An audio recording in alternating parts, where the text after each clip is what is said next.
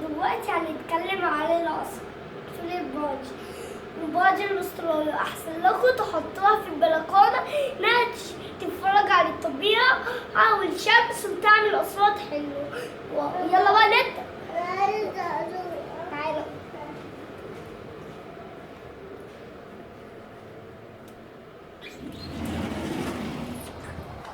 هذه هي العصافير الباجي، وهي بقى تعمل اصوات اما تسمع، اما الهوا ده يمشي سمع اصوات وهي كده تحرش.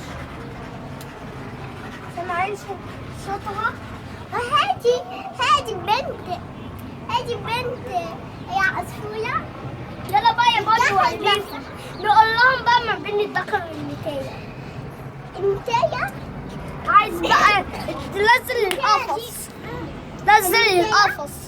نزل القفص امسكه. النتاية دي والذكر قال هذا اللون الاصفر، والنتاية هي لونها ابيض، وهذا اصفر. البيبي بتاعها، وهذا اللي تحت ده الحمام بتاعها، وهذا البيبي بتاعها بتعمل وبص بقى هي كده بقى ده اصواتها.